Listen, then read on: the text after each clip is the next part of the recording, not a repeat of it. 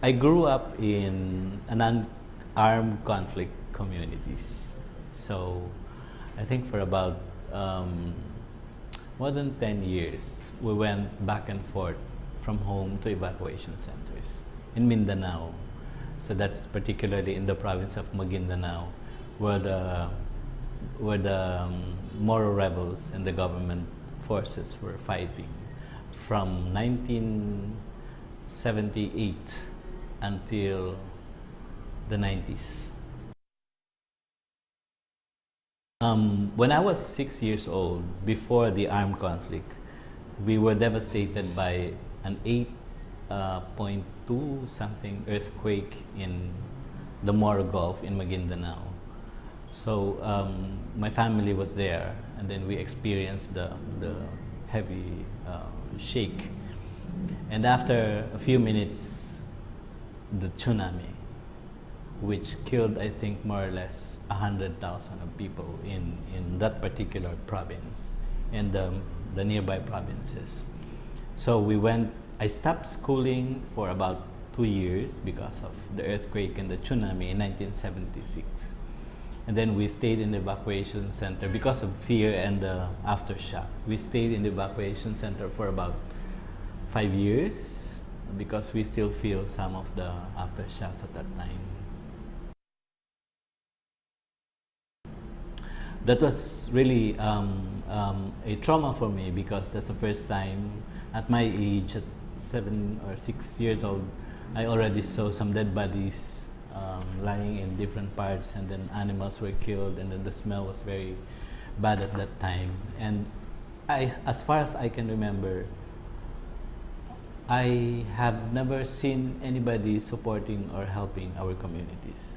What I could remember was some food coming from the United States, canned goods and relief assistance, even shoes, and some ladies' shoes with high heels, and the type of the relief assistance before. And then immediately after a year, the armed conflict. So when the armed conflict came in, I was already in school.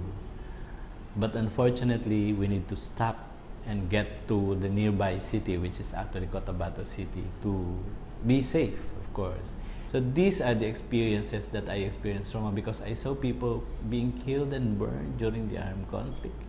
And then my father was always outside because he was the one leading the civilian home defense force that time, and then they were armed by the military to support the military in running after the rebels in the barangay.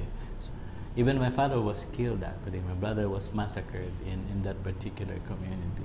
So the experience of pain, of trauma, of hate, of anger was with me when I was a kid, when I was growing as a kid, and as a professional, and when I was in college already. So everything that I experienced in my childhood actually, where I have never seen anybody who is trying to do what I am doing now, makes me more inspired to be part of this particular work, which is actually disaster risk reduction and management. This is my guiding principle in terms of disaster risk reduction and management. I really have to reach the communities, because if I work with the disaster risk reduction and management just within the four corners of my office, not doing anything to reach and hear the voices of the people of the communities, I think I lack something. The most important thing is that I really make sure that the intervention should reach every single family of the areas that we promised to help and to support.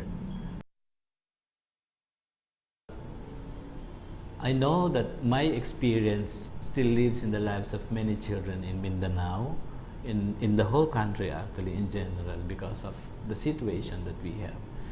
But I know that if I start to work with this and then I can tell my story. I know that these children in the future will also do the same. And if there will be more like me, I think there will be lesser children and people who will be at risk of any disaster. There will be more communities who will be safer and who will be, we can achieve the zero casualty goal of the country.